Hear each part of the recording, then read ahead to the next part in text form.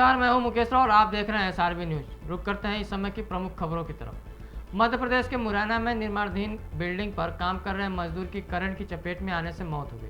गंभीर हालत में युवक को कैलाश अस्पताल ले जाया गया, जहां डॉक्टरों ने युवक को मृत घोषित कर दिया। घटना से नाराज लोगों ने घंटे भर सड़क चक्का जाम किया। मौके पर पहुंचे प्रशासनिक अधिकारी SDOP शशि भूषण रघुवंशी, तहसीलदार भरत कुमार, थाना प्रभारी देवेंद्र सिंह कुशवाहा मय दल के साथ पहुंचे और चक्का जाम को खुलवाया।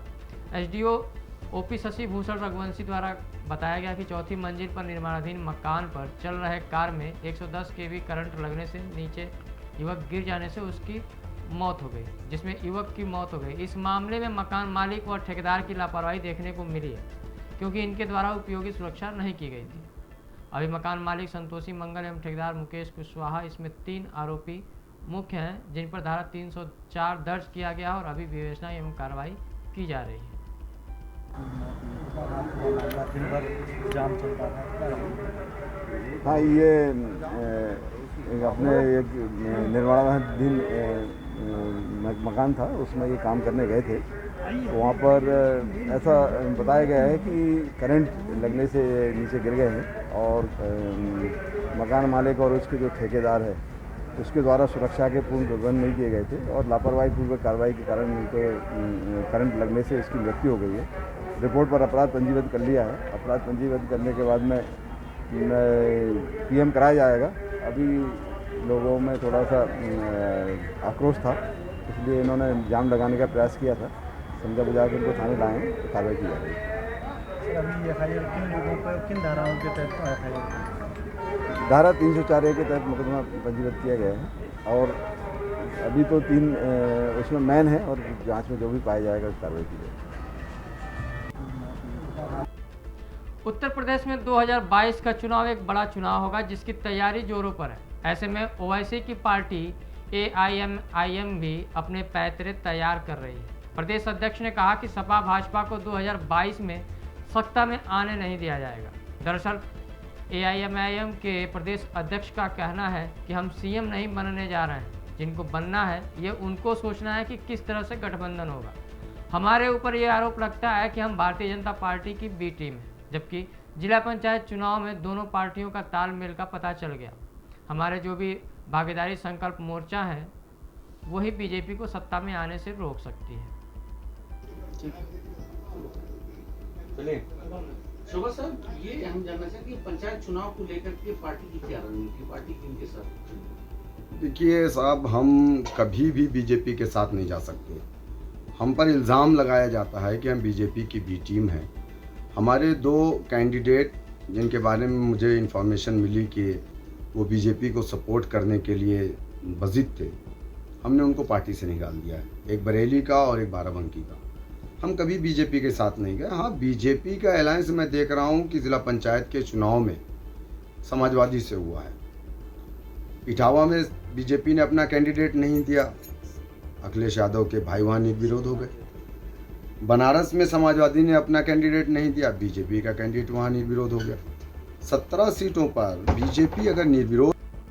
उत्तर प्रदेश के आजमगढ़ में शिक्षा माफियाओं ने शिक्षा व्यवस्था को ध्वस्त कर दिया है। पूरी घटना है महाराजगंज शिक्षा क्षेत्र के प्राथमिक विद्यालय भीलमपुर की, जहां राजेश कुमार यादव अपने ही गांव के राजेश कुमार अनुसूचित जाति के नाम पर नौकरी कर रहा था। दरअसल 2010 की चयन प्रक्रिया में शिक्षा माफियाओं की मदद से अभियुक्त के पिता रामविलास यादव बिना किसी प्रशिक्षण और काउंसलिंग के प्राथमिक विद्यालय भीलमपुर में सीधे ज्वाइनिंग के लिए पहुंचा और उमेश चंद्र पांडे ने उसे ज्वाइन भी करा दिया। इस मामले में पुलिस अधीक्षक का कहना है कि मुकदमा लिखकर अभियुक्तों को जेल भेज दिया गया है। देखिए, लगातार जो फर्जी शिक्षक भर्ती हुए थे उनके संबंध में लगातार जांच के उपरांत कार्रवाई शिक्षा विभाग द्वारा की जा रही है। इस तरह का एक मुकदमा महाराजगंज में भी कायम हुआ और उसके द्वारा पूरी बात बताई गई है। जो शिक्षक गिरफ्तार हुआ उसके द्वारा बताई गई है किस तरह इन्होंने फर्जीवाड़ा करके जो अध्यापक है उसकी नौकरी इन्होंने ली थी। क्या नाम है आपका? राजेश कुमार यादव सर। ये आपका असली नाम है? जी सर। कहाँ के रहने वाले? सर संत कबीर नगर फरीदाबाद का करते थे। तो ये जो आप किस नाम से नौकरी कर रहे थे? ये सर राजेश कुमार के नाम से कर रहे थे सर। तो सिर्फ राजेश कुमार के नाम से कर रहे थे। जी सर। ये पूरा प्रकरण कैसे हुआ? ये हमारे पिताजी जो थे ये मतलब कुछ लोग जो मतलब वहाँ उनके साथ बैठते थे, उन्हीं के माध्यम से ये बात हुई। कौन बैठता था वहाँ? वहाँ ये साहब राम तिवारी करके एक थे, उन्हीं के माध्यम से। साहब राम तिवारी क्या थे? एक अध्यापक ही थे वो भी। अच्छा। हाँ, तो उसके बारे में मुझे ज़्यादा नॉलेज नहीं है। वो उसके बाद उन्होंने पिताजी से बात करी और जो भी मतलब जो भी प्रक्रिया थी उन्होंने अपना पूरा किया और पूरा करने के बाद उत्तर प्रदेश के आजमगढ़ में महाराजगंज पुलिस ने मुखबिर की सूचना पर एक मुठभेड़ में 6 अभियुक्तों को गिरफ्तार कर लिया है। वहीं 2 आरोपी अभी भी फरार हैं, जिनकी तलाशी की जा रही है। आपको बता दें कि मौके पर तलाशी में अभियुक्तगढ़ के पास से 2 तमंचा 315 बोर, खोखा कारतूस 315 बोर, जिंदा कारतूस 315 बोर और 3 मोटरसाइकिल बरामद किया गया। पूछताछ में अभियुक्तों ने बताया कि हम लोगों का गिरोह है जो विभिन्न स्थानों पर चोरी लूट कर इस बेरोजगारी में अपना और अपने परिवार का जीवन यापन करता है। महाराजगंज थाना क्षेत्र का एक प्रकरण सामने है, क्या प्रकरण है सर? देखिए, महाराजगंज थाना क्षेत्र में लूट की योजना बनाते हुए पुलिस मुठभेड़ में 6 शातिर अपराधी पकड़े गए हैं। ये सभी लुटेरे हैं। लूट की घटनाएं क्या करते थे, इनके पास से 2 तमंचे, 3 मोटरसाइकिल और खोखा कारतूस और भरे हुए कारतूस इनके पास से बरामद हुए हैं। इनके द्वारा कुछ दिनों पूर्व कप्तानगंज क्षेत्र से एक मोटरसाइकिल की लूट की गई थी और वो मोटरसाइकिल इनके द्वारा ये बताया गया कि वो जो 2 फरार अभियुक्त हैं, दीपक अमन, उनके पास है। इसके अतिरिक्त इनके द्वारा ये भी बताया गया कि इनके द्वारा आसपास के जनपदों में भी छोटी मोटी लूट की घटनाएं की गई हैं। 4 पकड़े गए 4 अभियुक्तों में से 4 हमारे यहाँ के हैं और 2 सुल्तानपुर जनपद के हैं। सर, इनका नेटवर्क पे भी और कुछ काम हो रहा है? हाँ, अभी तो 2 फरार हैं, उनकी गिरफ्तारी के लिए प्रयास हो रहा है और उसके बाद जब वो दोनों बदमाश जो फरार हैं वो पूरा गिरोह का संचालन करते हैं, जब वो पकड़े जाएंगे तो निश्चित रूप से और जो घटनाएं हैं वो खुलेंगी। इसके अतिरिक्त ये पूरा गैंग नया है। जो पकड़े गए लड़के हैं ये नए लड़के, इसमें भर्ती कुछ लोग पुराने और नए भर्ती लड़के हैं गैंग के। तो इस तरह से जो नवयुवक हैं उन्हें लूट में धकेलने का काम जो फरार अभियुक्त हैं उनके द्वारा किया गया था। उन पकड़ने के बाद सभी चीज़ें और साफ होंगी। महाराजगंज थाना क्षेत्र का एक प्रकरण। बिहार के बगहा में रामनगर प्रखंड के बीटियार जंगल से रिहायशी इलाके में बाहर निकलकर रामनगर के सेवरही बरवा गांव के पास एक बाघ ने 28 साल के युवक पर हमला करते मौत के घाट उतार दिया। युवक की मौत को लेकर गुदगुदी पंचायत के कई गाँव में हड़कंप का माहौल बन गया। इतना ही नहीं, लोग रतजग्गा कर रात गुजारने को भी मजबूर हो गए हैं।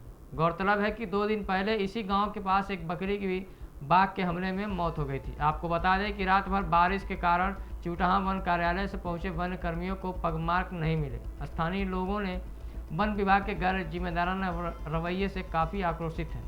गुदगुदी पंचायत के मुखिया नसीम अख्तर ने बताया कि सेवरही बरवा गाँव का एक युवक बंका मांझी पिता सुरेश मांझी युवक घास काटने मशान नदी के पास सरेह में गया था, तभी गन्ने के खेत में छिपे बाघ ने युवक पर हमला कर दिया। कैसे घटना हुआ ये? अरे महाराज, घास काटे 3 आदमी आई रहा, 2 आदमी अलगे रहा, एक लगी उनखिया में जाकर पता छोपर तल पछुए से बाघवा के बस छाप ले सब पछुए से।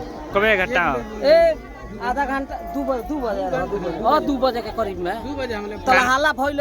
जौन घसिया एगो काटत रहा उ हाला कोले सब दौड़ल नियो जान तो धूस पीट कोने जाई लाठी से तो बुझा के भागल छोड़ के लसिया। अच्छा, का नाम पड़ी उनकर? बांका ना हो, बांका मुसहर। डेथ उनकर डेथ हो गइल बा? हाँ, मर गइल बाने। कैसे घटना हुआ ये? अरे महाराज, घास काटे।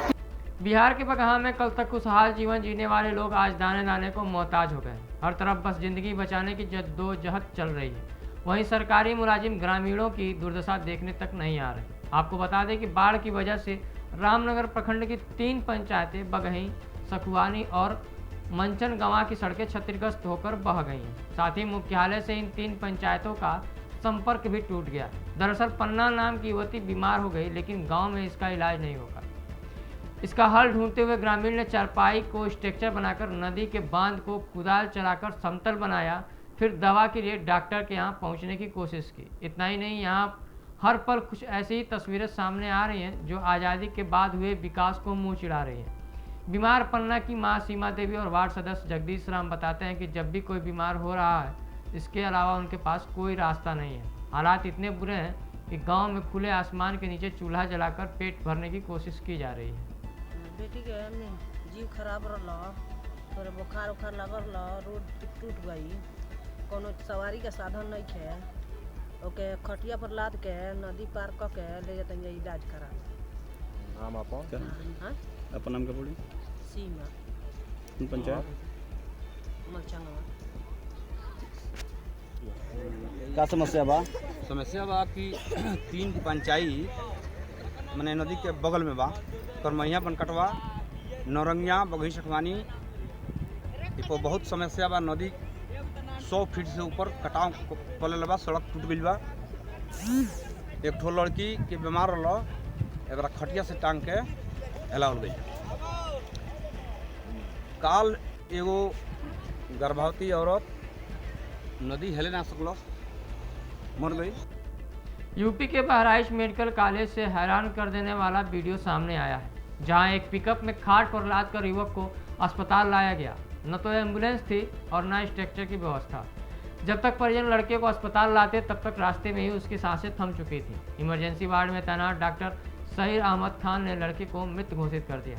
मृतक लड़के के भाई भोलानाथ ने बताया कि यह दवा लेने मेडिकल स्टोर पर गया था, तभी अचानक चक्कर आने की वजह से पीछे की तरफ गिर गया, जिससे खंभे से सिर में चोट लगने के कारण वह वहीं बेहोश हो गया, जिसको इलाज के लिए बहराइच मेडिकल कॉलेज लाया गया, जहां डॉक्टरों द्वारा उसे मृत घोषित कर दिया गया। क्या नाम है आपका? मेरा नाम भोलानाथ, मैं सरायली का रहने वाला हूँ। थांडा बाउंड्री है, तहसील कैसरगंज है। ये लड़का दवा लेने के लिए, इसका विजयपाल नाम था, ये दवा लेने के लिए मेडिकल पे गया और दवा लिया और लेते हुए दवा ये अपने आप इसको चक्कर आ गया और ये पीछे ऐसे गिर गया और इसका सर जो है खंभा से टक्कर लग गया। जो खंभा होता नहीं, ये जैसे खंभे लगे होते हैं, उसमें टकरा गया और ये वहीं पे दम सीरियस हो गया। मैं इसको लेके यहाँ डॉक्टर ने इसको मृतक घोषित कर दिया। क्या नाम है इसका? विजयपाल। पिता का नाम? सुजय। उम्र क्या होगी? उम्र इसकी होगी सर 1800। क्या नाम है आपका? मेरा नाम भोलानाथ। मध्य प्रदेश के मुरैना जिले के जौरा थाना क्षेत्र अंतर्गत आयसर पेट्रोल पंप स्थित गैपरा फाटक के पास MS रोड पर आज सुबह अज्ञात वाहन की टक्कर से बाइक सवार 3 लोग घायल हो गए, जिसमें से एक की मौके पर ही मौत हो गई। जानकारी के अनुसार बाइक सवार 3 लोग बेलहरा कैलारस गांव से मुरैना यादव होटल पर काम करने जा रहे थे, मगर जौरा थाना क्षेत्र आयसर पेट्रोल पंप स्थित गैरा फाटक के पास अज्ञात वाहन ने टक्कर मार दी। मृतक का जौरा अस्पताल में पुलिस की मौजूदगी में पोस्टमार्टम करवाकर 100 परिजनों को सौंप दिया गया। पुलिस ने अज्ञात वाहन के खिलाफ मामला दर्ज कर विवेचना कर रही है। क्या नाम है आपका? मोहर सिंह। ये क्या घटनाक्रम है आज का? सर वो गांव से बालेरे से मुरैना के लिए जा रहे थे। कौन जा रहा था? 4 बजे थे। आसाराम। आप कौन है आपका आसाराम? आसाराम मेरा भाई था। फिर क्या हुआ? उसका भाई है मोहर सिंह।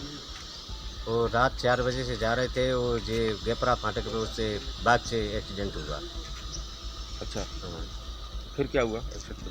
वो सर वो वहाँ से कोई जानकारी वाला, कोई पहचान वाला या कोई लेके आया तो हॉस्पिटल में भर्ती किया। यहाँ आके उसकी दम टूट गया, उसकी मौत हो गई। हाँ। तो आपकी जानकारी है कि मतलब? तो फिलहाल इस बुलेटिन में अभी तक के लिए इतना ही। मुझे दीजिए इजाज़त। नमस्कार।